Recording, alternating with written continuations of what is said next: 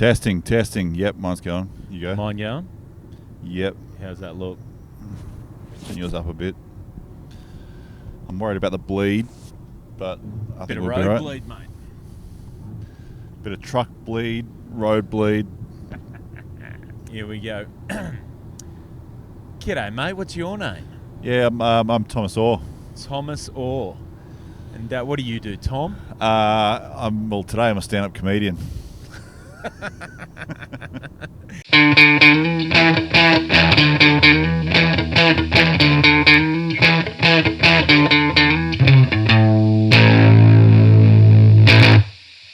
Hello, welcome to another episode of Crowdworkcast. My name's Andrew Barnett. Got another great episode for you this week. My guest this week is my buddy Tom Orr. Tommy is an absolute champion. I've known him pretty much as long as I've been doing comedy, I think. And I like him a lot. We've run rooms together. We've hung out plenty. We've sat and written together.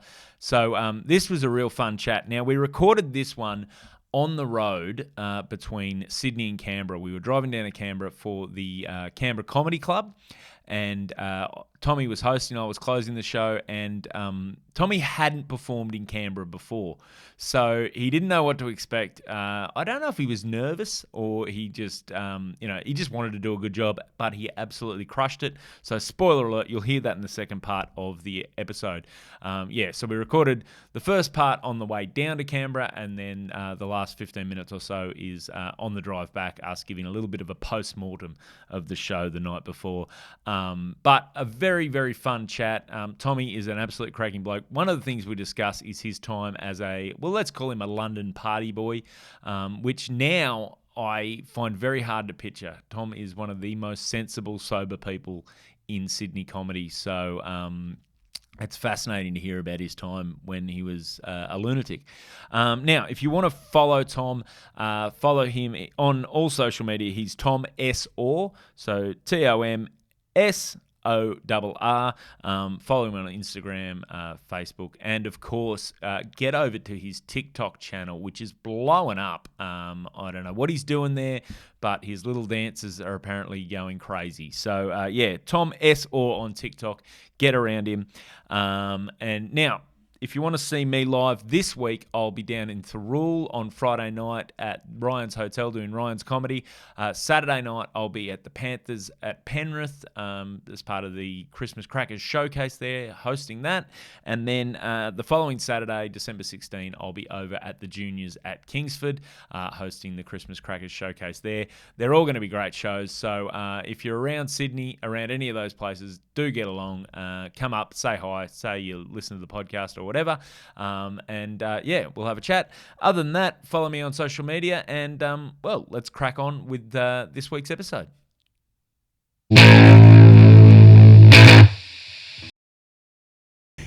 Today, you're more than a stand-up comedian, mate. You're a stand-up comedian on the road. On the road, hosting the Canberra Comedy Club. Yeah. Tonight. We are recording this. This is a little bit of a I don't know if I'm just going to release this as a bonus episode, just audio only, rather than on the YouTubes, because we're recording this as we're driving from Sydney down to Canberra. We're on the Hume Highway, being very safe, I should say. And, mate, this is going to be a fun gig. Now, you grew up in Canberra. Is that right? I did, yeah. I lived there for about 10 years. I'm just recording a bit of this on my phone. Just for shits and giggles? Just shits and giggles, and maybe one day a TikTok. I grew up in Canberra, so I went to high school down here. I spent 10 years in this beautiful town. You went to high school in Canberra? Yeah. So from end of primary school till the end of high school. So it was great. It's perfect for that age, you know. I mean, if you want to know what it's really like, I left the day I turned 18. That gives you an indication. But when you're, early teenage years... From 8 to 18, pretty good. About that, yeah, it's great. Fresh air, you can run around, you can ride your bike, you're not going to get hit by a truck on the highway. I feel like you've jinxed an 8-year-old Well, now. I just feel like we've passed a few trucks here, and it's the ideas in my head. So where were you before Canberra? In the inner west of Sydney, like Croydon, Ashfield, Burwood, that area. Right. And so was it mum or dad who instigated the move? Both. Well, so Dad got a job down there, and we moved down, and but they're still there, so we're going to see them tonight. So they're coming to the show? No, God no. Really? Why not? They're busy. They would have gone, but they're busy. they got shit on. Too busy to see their son perform Yeah. comedy. What have they got on? To be honest, I don't know. It was very vague. It was some kind of... It's like George Costanza's parents. We've got a catered affair. The subtext is we're not that proud of you. Look, Tom, you know we don't support your lifestyle. Holy dooly. So they've literally got something Well, else to be fair, I didn't... I only told them I was coming down last week. This is a late gig, this thing, so... They've got a busy... They're retired, but they've got a very busy, active social life. Well, yeah, the Canberra social scene. Yeah. The calendar's packed. What is that? There's the midwinter ball, and then what else? There's the bridge. There's the solo. There's the whatever games old people play. Scrabble Club. I don't know. Oh wow, canasta. Canasta. My grandmother was a canasta Yeah. player. I've never understood the game. All I knew there was two packs of cards. Right. You across Never canasta? played canasta. Don't know what it is. There's always retirement for you. So your parents not proud of you, obviously. So you left the day you turned 18. What did you like? So you went through high school. Did you go to uni? No, so not then anyway. So day I turned 18, I flew out to London, lived there for 2.5 years. Oh wow! And then came back to live in Sydney after that. So the gap, 2.5 years. Yep. What were you up to in London? I was working at a hotel in the middle of London. It was a great deal because you're smack bang in the middle at Russell Square, King's Cross. They give you accommodation and 3 meals a day. So the pay wasn't great, but you just basically set up in the middle of London to live. And you don't have a lot of expenses. Not a lot of expenses. Accommodation, you 3 live meals a day. Yeah. And how long did you work at the Walkabout Hotel? It was the Royal National Hotel. I spent a lot of time at the Walkabout. God. You are a cliche of a human, aren't you? It was embarrassing. Once you get there and you start hanging out with Australians, it's like, I've got to get out of here and find some actual locals. So we ended up doing a lot of travelling around the south of England, around like Brighton and Southampton, and so that was cool. Did you broaden out and do much else of Europe? Yeah, went to Paris, Amsterdam, Denmark, Belgium, a few days there. Mate, your travel stories are amazing, by the way. That's 20 years ago. I'm struggling to remember. I can't remember what I did last week. Now you're a sober man. I don't think I've ever seen you drink. That was my drinking years. That was my heyday. Yeah, really. That was the reason I stopped drinking, was because those years. Really, I was drinking every night. We used to take the tips from a hotel, go to the pub, and I remember multiple times having 10 pints. In one sitting, like within a few hours, down 10 pints, and like I couldn't drink one now, but when you're young and an alcoholic, it's just normal. So was there an instigating incident that made you go, nah, this is enough, or you just got? No, it's just a general overall. Like I was getting pretty unhealthy. You're not eating. We used to have these. You're just eating pub food every day, and I remember there was these cans, like I think they're called nutrients. It was like a nutrients. It's like a vitamin supplement drink, like a milkshake, so with like a vitamin Soylent supplements. Green type. Yeah, it's like, I remember it was a blue can. It's called Nutrient. It was advertised as get all your nutrients in one can. And I remember a friend of mine. I specifically remember a friend of mine going, "Look at this, mate. You don't even have to eat anything. You just have one of these." And that was kind of our lifestyle. So you were Just into the beer bro and- science well before bro science was a thing. Early pioneer. Exactly. Man, if you had a podcast You don't back have then. You don't even have to eat anything. I love the priorities of like a male in his like late teens, early 20s. You don't have to eat, mate. You Yeah. can just drink.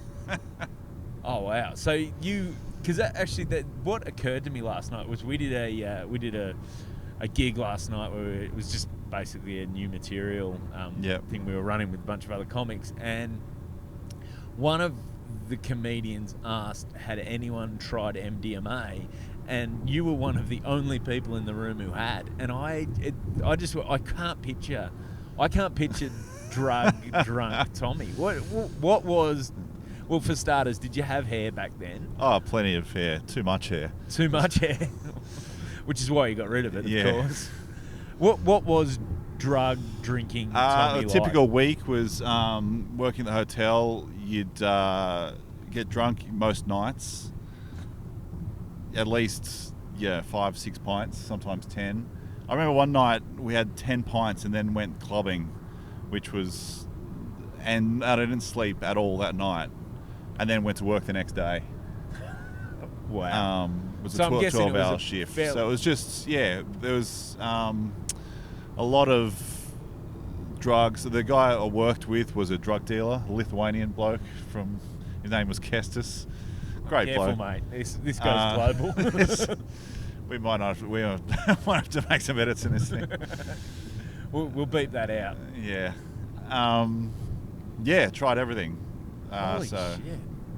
But it's that's why I don't do anything now, because I've got it all out of my system. And also in London, like there's clubs there, they're the best in the world. And so I remember coming back to Sydney and going clubbing a couple of times, but it was just shit. It was like, I remember thinking, well, how do you top the best clubs in London? You can't. So that was one of the things. I was like, oh, well, I've done my dash, Best clubs in London. Describe that to me, because I've never been a club guy. Partly because once I'm in when I was young and single and out, I can't dance. Right. I don't have any personal magnetism that could draw the female of the species towards me. Right. So my only basically club in my golf bag of how do I woo a woman was just to talk. Yeah. And so once you're in a club, talking's not on. It's just it's too loud. It's too. Well, no one's talking at the clubs. You can't hear anything. You don't need to know how to dance. Everyone looks like a retard, just throwing their arms up and down. People are drooling. It's off the chain. It's crazy. I mean, a typical club, they have light shows and stuff, but then they'll have fireworks going off in the club. What? There was balloons, like hundreds of balloons dropping down with confetti. It was like a Studio 54 type thing. Oh, wow. So the whole thing, they've been going for years. I knew every sensory input thing to hit while you're high and dancing to make it one of those crazy experiences. So basically, you've got to be on something. Yeah. So I mean, you can still enjoy it if you're sober, but could you enjoy it if you just were drunk? Yeah, you still enjoy it. Yeah. Yeah. But when you're high, it's just another level of you walk out going, "What was that? Like, where was I?" Mate, it's like being in a fantasy world for 10 hours. The nostalgia you're talking about this with makes me think disturbing. You're not quite done. I was saying to my friends, if there was one more roll of the dice. Oh, really? Man, because you are probably not only sober, but you're one of the more sensible comedians on the scene. In terms of the stuff you would get involved with. It's fascinating to think of a different world. Well, that's how I came to it, though. I've tried everything, and you're the wizened old man. The what? Wizened. Don't know that reference. Wizened means you've got wisdom. Oh, right.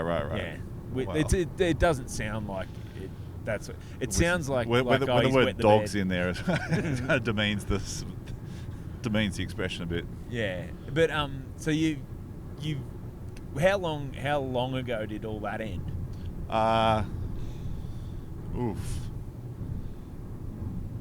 18 years. I was going to say, this isn't going to be in days, is it? One of those blokes. So 70 days? 70 days, yeah. I've been counting. Yeah. Oh, wow. So 18 years, yeah. Okay, so you've been bald for quite a while then. I still kept that for a few years after. So was that when you came home, or was that? Yeah, so I wasn't eating very well when you're over there, because the food's shit anyway, and you're drinking and eating pub food. So then when I came home, I realised how I was a bit sick, and started eating better, and just sort of cut out the alcohol and started eating salads, and just general health kicks. I was just wiry and pale, and hadn't been looking after myself. So you look like Looked like that guy from that meme that goes around with that guy talking. He's at a club and the woman's interviewing him, and then he kind of drifts off and starts doing that dance. It's a meme that's going around for 15. I look like that guy. What's the fashion that you're wearing at this point? So this would be, because you and I are similar ages, so this would be... Yeah, this was 2001. Yeah, so the early aughts. Yeah. It was I don't remember. I know friends used to wear coloured, multicoloured gear, because when you're at the club, you kind of... I don't think I got into that much. I was just wearing tracksuit pants and shirts. Fashion's never been my forte. Just a bit of a chav. I never dress up with fancy shit. So were you a glow sticks guy? Is that? Oh yeah, everyone had glow sticks. Yeah, you hand them out the door when you walk in. And was it a place to pick up, as a young bloke? Yeah, definitely. Yeah, definitely. Oh, it's a man with But stories. it's it was not inside the club was great, but it was a dodgy area. It was in Brixton. I remember one night we went there, and me and my mate were lining up out the front, and he got jabbed in the leg with something. So there was some guy causing trouble. He tried to rob someone. Then my mate sort of got involved. Can't remember exactly what happened. Then he got jabbed in the leg, which drew blood.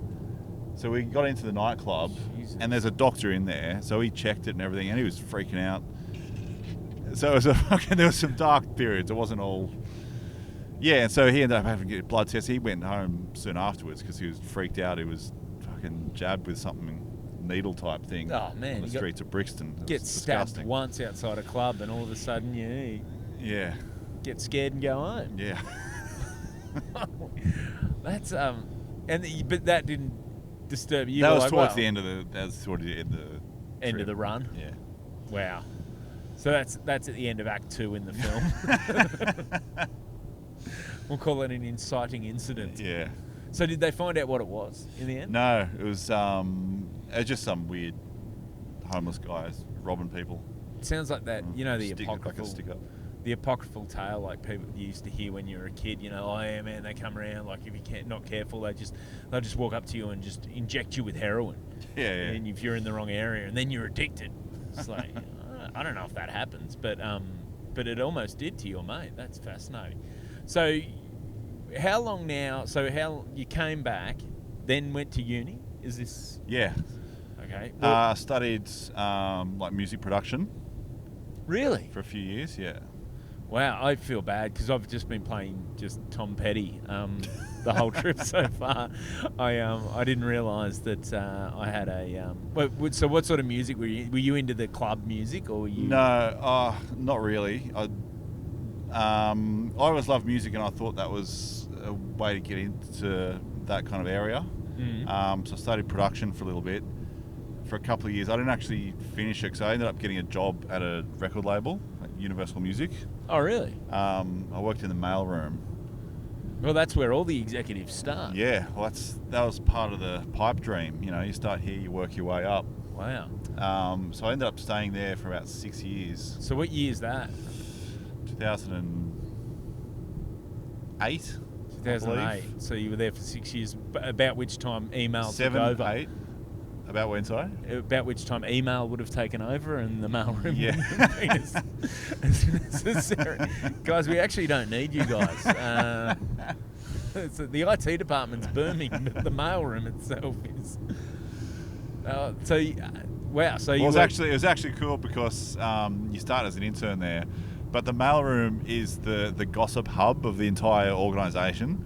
So there's 5 floors of marketing, sales, promo, all that shit, finance and everything. but everyone congregates. Every time something happens, because people are coming, like sending packages all day. Everyone congregates in the mailroom just for a chat or a bit of a break or a coffee or the vending machine. So anytime something happens, someone gets sacked or walked out, everyone sort of pops down to the mailroom to get the gossip. So you kind of so there's always someone to talk to. So you're the social hub of the organisation. Yeah. That's and so did you stay in the mailroom the whole time you worked there? No, I was there for about a couple of months and then started doing other jobs. So I was in marketing promo for a little bit, but the main time I was there, I got a job in royalties. Oh, royalties! So because you'd been in the UK. Yeah. So I was like doing royalty statements for like Hilltop Hoods and Powderfinger and people like that. Yeah. And is that where you went, Jesus, there's a lot of money in this, or there's not is there as much as people think? Because people seem to think, like, if you know a band's name, they should be pretty rich. Yeah, for the big bands, they were doing pretty well. So Powderfinger, but they get a huge advance. So the label will give them like, $1 million up front, and then they'd work it off. But most of the time, they wouldn't have paid it off. But it's kind of like they just kept the money. And like Hilltop Hoods, they did well because they did all their own production. So they made pretty decent coin. Then there's all those other little ones that, it was interesting seeing behind the scenes of it all. And from that, you went, you know what? Music seems a bit dicey. I'm going to get into the steady world of stand-up comedy. Yeah, well, I actually did a gig when I first worked there in the mailroom at Mic in Hand. Oh, really? Around 2008. And it went terribly as usual, but I remember thinking, well, I've just got this job. Stand-up comedy is going to take a lot of effort to get good at. I just got this job at this record label. I'm just going to concentrate on that for a while. But eventually I realised that the job was just all spreadsheets and horse shit. Yeah, it's funny. It doesn't matter what the organisation outputs. At a certain point, there's a lot of people who are just like doing accounts or doing doing admin. Yeah. Involved in the sexiest industry still needs admin. Well, also they had terrible taste in music as well. Oh, really? They'd sign some band and they'd be like, "Oh, we've spent a few months on this video and they've got this new song. We're having a meeting in the room, exclusive hearing this new single." So we're all gather around for cake and they'd show the film clip and play the song, and I'd be sitting there going, "This is one of the worst songs I've ever heard." It was atrocious. And then everyone would pop the champagne. "Oh, this is so great. This is amazing." It's like... do you want to name names? Anything you saw? Who's that band from the Central Coast? Starts with S. Ooh, they were like a pop punk group. It'll come to me in a minute. Wow. Anyway. Short Stack? Short Stack. Yeah, oh, really? They were big back then. Yeah, they were huge. Yeah, wow. And there was a couple of others. Some pop group called CBD or CDC, something like that. I think I saw posters for them around. Yeah. Yeah. Pop group, like a boy band. Yeah. Type thing. Yeah. That's what I was thinking, quasi boy band type thing. Wow. So you the heart wasn't in the music, and then it's not my taste in music. I mean, I love Tom Petty. Yeah. Thank God you love Tom Petty. What else? What are we talking? If you're going to DJ the rest of this trip? What are we listening to? We've got some Bruce Springsteen coming up. Oh, nice. Yep. We've got some. We've got the Rolling Stones. I like it. Yeah. Yep. It's 90s hip hop. Yep. We'll have probably some Pink Floyd. It's Bob Dylan. So you're a classic rock station for rock for the road trip. 90s and 60s and 70s. Yeah. And a bit of I like everything really. Yeah. Every decade's got their pros and cons. Yeah, exactly. There's never going to be not a new crop of talented people coming through. I just find now it's partly a symptom of my age, but partly I think too it's a symptom of the fact that media is much more diversified than it was. Yeah. That it's trying to find the good stuff amongst just the volume of stuff. Yeah. Sometimes is the difficult thing, but I'm hopeless now with new music. I never know what is, but I've partly because I don't have to. Like I've got my Apple Music with the stuff I like. And Yeah. so it doesn't like, it's not like you listen to the radio the way you used to, you know, and you just hear a bunch of new stuff. You end up going back to your old favourites anyway, because it's like, I don't know. There's something about music, you can hear it so many times and still enjoy it. Yeah. Yeah. Not light comedy in Yeah. that sense. Comedy's very much, what have you done for me lately? Yeah. Which, and that's always, I love, you know, you hear about musicians like, you know, get tired of playing, I've been playing the same songs for 20 years. I'm like, yeah, but you didn't have to write 20 new hours in those 20 years. So, like, it's, I don't know. I suppose, I got to be honest, like, I think part of what I enjoy about comedy is the fact that you are forced to do new stuff, because I don't know about you, but I just get bored with my... Absolutely. If you had to play the same song every night for 20 years, you'd be sick of it. I'm bored enough. There's jokes I've been doing for 6 months I'm sick of. Yeah. And they're not very long. You know what I mean? Imagine writing an epic, like, you know, a 5-minute epic that you just, now I've got to do this for the next 20 years. Sing November Rain again. Jesus. Good song, though. Yeah. Good. See, that's... Whereas a punter, I'd be blowing up if I turned up and they didn't do that. Would you, though, on the other hand? Okay, so who are your iconic comedians? Who are your guys? Comedians, yeah. All the classics, really. Seinfeld, Bill Burr, Chris Rock, Louis C.K. So what... Is there an album of any of them, or a special that you... The one that really got me into it, like, well, because I grew up with Seinfeld and The Simpsons, but I didn't know really that much about other stand-ups apart from Seinfeld, because that wasn't really exposed to that much. It wasn't until the early 2000s when I saw that Chris Rock special that I started to discover other types of comedy. Which one was that? Bigger and Blacker? It was the one from like 2003. Can't remember what it was called. I can't remember. But yeah, so... But yeah, and then some of his stuff. But then, like, I didn't know stand-up could do that, you know? Yeah. And so then you just start to discover other people like Doug Stanhope and Bill Burr, and once you start getting exposed to different types of it, it's like, oh, right, there's a whole other thing. It's not just... I mean, I love Jerry Seinfeld, but it's... there's so many different genres of stand-up. Yeah. Just that, you know? See, now, what I'm getting at, though, is, so, you know, the Rolling Stones, or, say, you know, you go see Guns N' Roses, you want to see November Rain. Yeah. Would you pay to go see Chris Rock do that special, like, now? Yeah. Because I think I kind of would, but I don't know if you... Well, not necessarily the whole special, but certain bits. Yeah. Yeah. I'd love to see, like, I'd love to see him do classic bits. Yeah. Greatest hits, sort of. Yeah. Even not, maybe just towards the end, you know. Second encore. Yeah. Just oh, man. Yeah, that'd be cool. That'd be cool. I don't know, because, yeah, it's very much... Because classic great bits, like when they're really well crafted, you can see them multiple times because they're so layered and iconic. They almost become like songs. Yeah, I think too, sometimes, like, I don't know about you, but I get it very much in my own head. Like, I was thinking today, before we started heading down to Canberra, I was thinking about different, what I was going to do on my set tonight. And then I'm like, okay, what did I do that last time? Did I do that last time I was in Canberra? Never mind, it's been 3 years or 2 years, and it would have been close to 3 years because it was pre-pandemic last time I came down here. It was in a different venue. Yeah. So there's not going to be that same audience. They're not going to remember. And even if they were there, they won't remember much. Like, we get all caught up in our heads. We think we're more memorable than we are. Yeah. But I even know too, like when I was just starting out going to comedy, sometimes if I went and saw someone who I really liked, if I was there with someone who hadn't seen them, I'd get excited for them to see the bit I loved. Yeah. So, and also, if you see someone do the same bit, even if they just change one word or have one new line, it makes it new. It's like, that's slightly... You kind of appreciate it. They're either working on it or it's...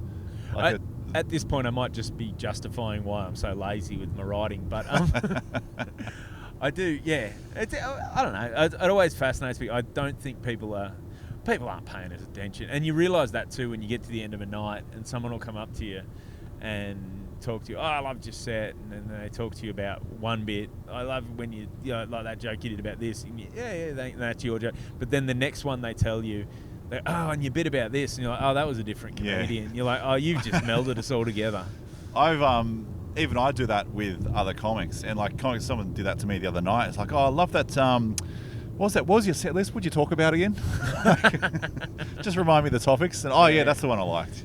Yeah, I love that. I do that all the time. Like we did last night when we'd finished doing the new stuff. I said, I said to a couple of people, I love that new stuff. Oh yeah, thanks. It's like, okay.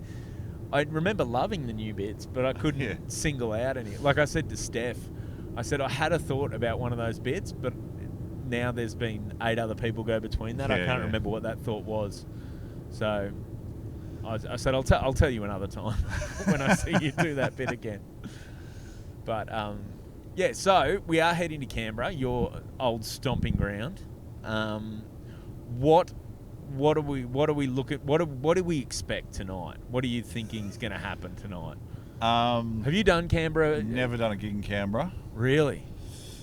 And you've got friends coming. I've got a couple of friends coming down. Not family. At least 2. That fascinates me. The family have come out to other gigs just for the record. So they have seen There have plenty of others. Yeah, cool.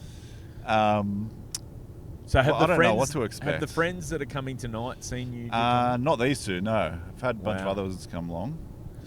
I don't know. I just don't want it to be 7 people and just those 2. I don't think it'll be 7 people. These Canberra do a pretty good job of, packing it out. And nice stuff. So it'll be good. And they do like. I know it's a new venue, but having looked at the pictures online, it looks amazing. Cool. At the Transit Bar. So if you are listening to this in Canberra, you're not going to see us tonight because this isn't coming out anywhere near in time. But Comedy ACT have always got good stuff on, so look at their website. What are you planning on doing? You bit of crowd work. You're emceeing. You're hosting. Yes. Bit of crowd work up top. What are we expecting to see out of the I'll probably got some. First half, I'll probably stack it with some decent bits just to get the win bit of momentum, just to assert my authority on the crowd. Yeah, nice. Win them over early on. You make sure they know you're the alpha dog. Yeah. Well, you want to come out swinging early. Yeah. Just to, otherwise it peters off a little bit, and they lose trust in you, and you're running the show. So that I'll probably ask a couple of questions. I'm not a huge crowd work guy, but I'll probably ask a couple of little things, and then get the show rolling. Get the show rolling. Nice.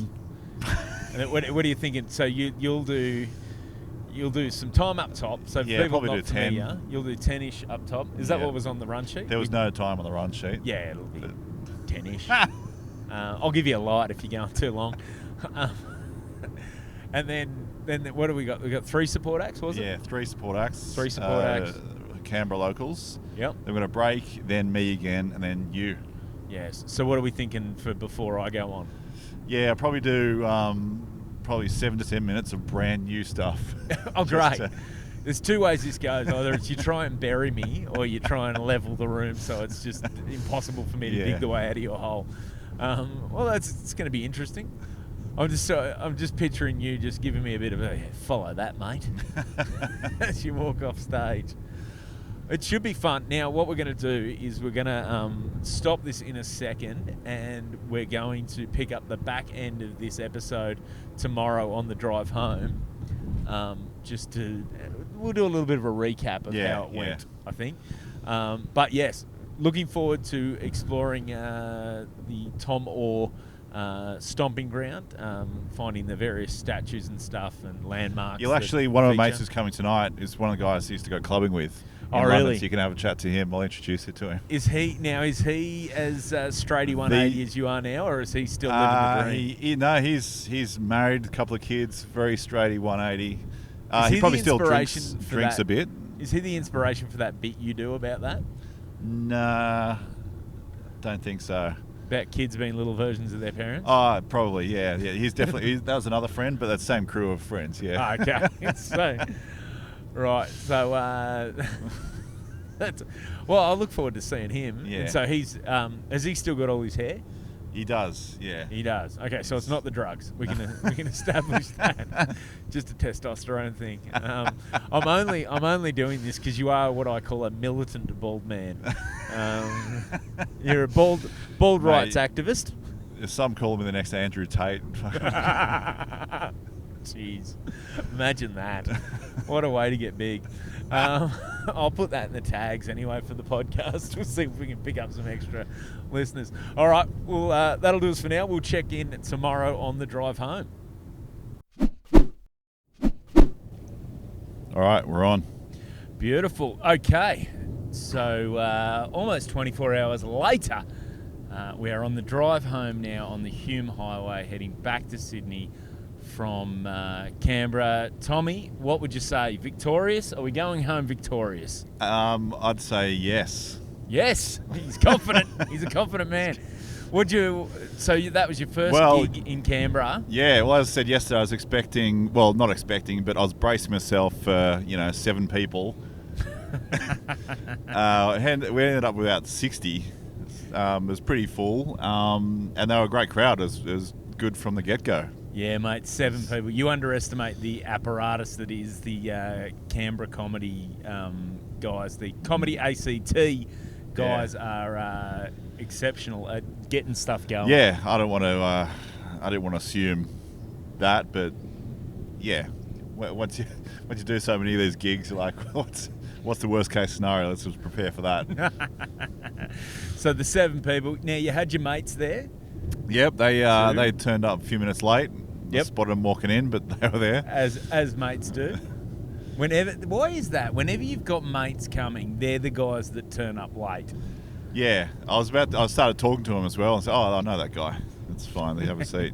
Yeah, so your plan was to do a bit of crowd work, a bit of solid gear, hit them hard early. Did you stick to the plan? Basically, yeah. I had a couple of jokes sort of about going down to Canberra and the drive down. I talked to one guy in the front row a little bit. Yeah, but it mainly went to plan. He was interesting. He was one of these dudes, and I don't know what it is about these dudes. The guys that tuck their ears into their cap. Like, he was wearing a cap. I didn't see that. Yeah, he was wearing a cap and he had his ears tucked in. And I'm like, I'm sure it's not he's just really sun smart, because there wasn't a lot of sunshine in the room at the time. But it's like a look that makes me think, he probably wakeboarded at some stage. Do you know what I mean? It has that real, not skateboarder, but maybe some sort of motocross sort of connotation. I don't know. Well, I'm not sure if it's him. One of them had torn up jeans, and his feet were almost touching the stage, like in a very relaxed way. Yeah. I just sort of made sure his feet were not anywhere near the fucking stage. I just realised how old you and I sounded when I'm talking about a guy who tucked his ears into his cap and he had torn up jeans. Yeah. You wouldn't believe these young people. They weren't even that young, to be honest. But no, I don't know. Have you ever noticed that, the guys that tuck their ears into the cap? No, I didn't even notice it last night. Oh man, you're gonna see it everywhere from now on. And I think it is like there's a subset of maybe there was he would have been in his early 30s, the bloke. So I reckon there was some Limp Bizkit in his past. Oh, yeah, absolutely. That style of dude. Now, your mates, I had a quick chat to your mates. You introduced me to your mates. These are your mates who knew you when you were the wild boy, Tom Orr. Well, yeah, I mean, wild is an overstatement, but wild is not an overstatement from what they told me. Because they did. We had a quick chat about how I find it hard to picture you as drunk drug Tom, and they found it hard to picture otherwise. Yeah, exactly. They were telling me a story about at one joint you guys were at, you were on the floor in front of the speaker, lying on your back, just writhing around, loving the bass. Would have been most Friday nights, I'd say. Oh my God, this is just. He was. I mean, that was what that guy was doing. He was. There's a little bit of projection there. Yeah, but that was par for the course back then. I just don't picture it. Yeah, look, we all change, Andrew. Oh man, yeah. I reckon the people that saw you MC last night would be shocked to know you had that in your past, mind you. And that was was that the guy the joke was about, or was it his mate? Or one of those no, guys? it's about another one. Another Similar group out of that friends, group? but similar, same group of friends. Yeah. Yeah. Holy dolly, that was that was a fun gig. That was a very fun gig. And this morning up and I went for a run around Canberra. You, I believe, had breakfast over here. Pardon? Elite athlete over here. No, not at all. Not at all.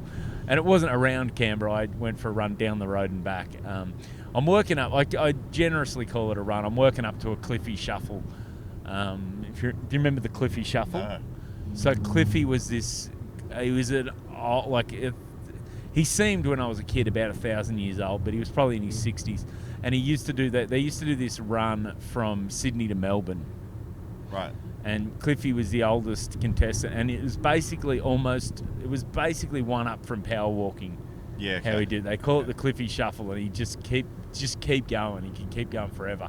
So yeah, my jogging style is much, like that, although a little less, like running. Right. So yeah, cracking morning in Canberra. It is a beautiful day. We're Andrew's overtaking trucks every 2 minutes. I'm enjoying this. Are you a nervous passenger? I'm generally fine. Yeah. Generally fine. Just on this trip, you're a bit nervous. No, I prefer. I'll probably more nervous driving.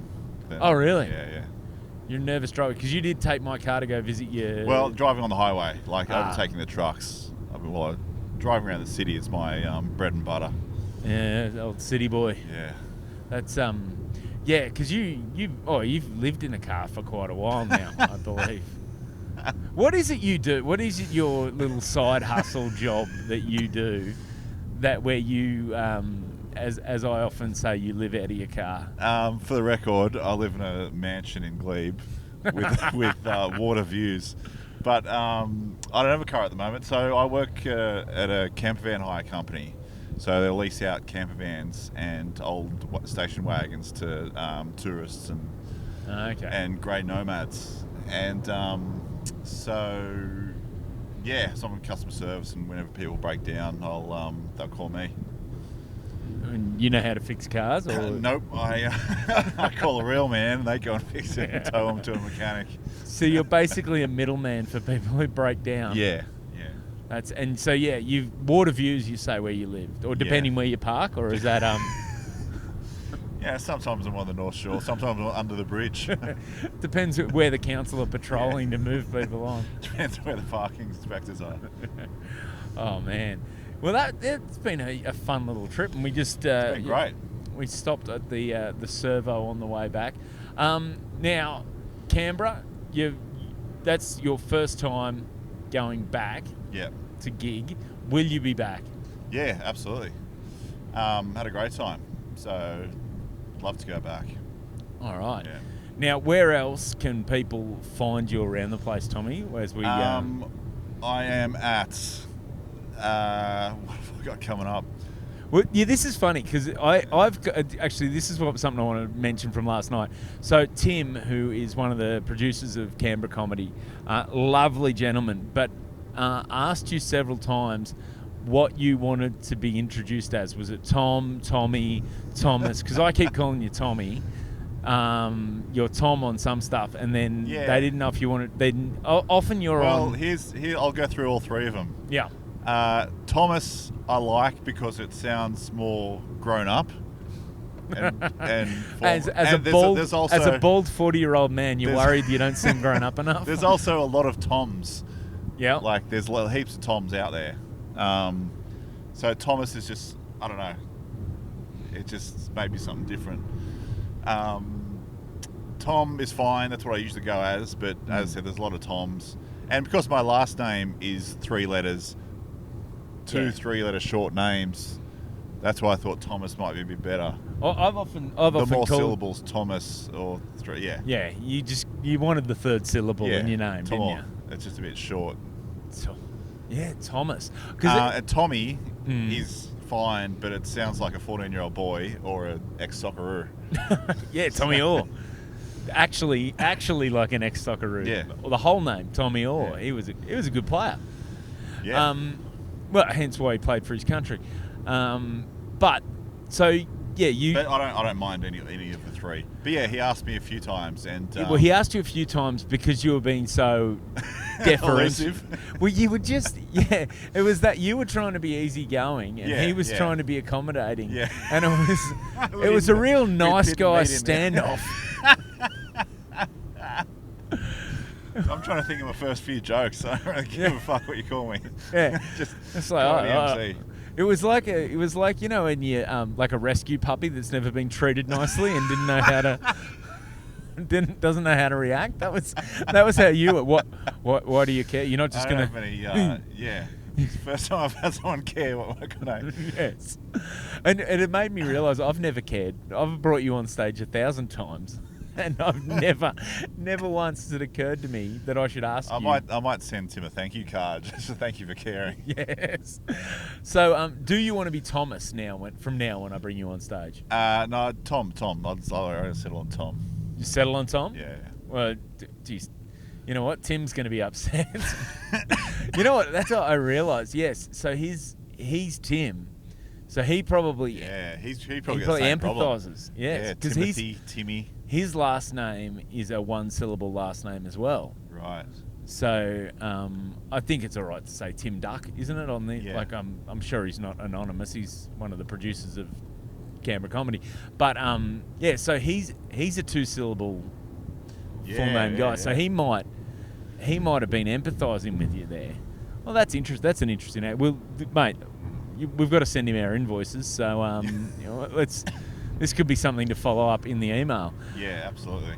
Excellent. Well, Tom Orr, tell everyone, Thomas, Tommy, where they can find you online before we finish I'm on. Here's another. Here we go. Caveat. My username on most of my social media is TOMSORR. Yeah, what's that Thomas about? Orr. Well, my middle initial is S for Simon. Plus, it's also Tom S, so it sounds like it's. I mean, I didn't do that on purpose. It just comes across like that. But see, I always read it as Tom Saw. Yeah. Like you're in pain. Tom Saw. Oh, poor Tom. Yeah. So you're Tom S. Look, I might have to revamp my whole brand after this car trip. You were. I changed my name completely. Where he was trying to be nice to give you what do I introduce you as? You were. It did spark quite the identity crisis before the. You were falling apart. I don't know who I am anymore. Am I Tom? Am I Tommy? Am I Thomas? Am I even hosting this gig? Yes. Tom S. Orr on socials, or if he changes it between now and then, check the show notes. I'll put a link in the show notes. I might change it to Bartholomew. Bartholomew. The only Bartholomew. Except for Bart Freeban. Yeah. Well, he's Bart. Well, he's gone with a not short for one. long. Not when he hears this. He's changing his name. All the one-syllable blokes are going to change their names. Too short. Too percussive. Well, there's a lot of Sams, but there's no Samuel. You go by Andrew, don't you, mainly? Yeah. You've got Barney. I've got Barney. Barnett, yeah. Mostly. Drew. Yeah, no, my sister's... Never had Drew or Andy? My sister's pretty much the only one that calls me Drew, and I haven't had Andy since about year 5. Right. That was what all the primary school kids called me, but then once I went to high school, everyone just called me Barney. Yeah, sure. It's like that bloke thing where you skip from primary school to high school and everyone starts using your last name instead of your first name. Yeah. Which I noted your mate called you Ori last night. So that's what my mates call me since high school. Yeah. So they haven't bothered with Thomas. Oh, excellent. Well, look for Tom Orr. Thank you very much for doing this, mate. Thank you. This has been a fun little trip, and we might go back to concentrating on driving. Thanks for tuning in.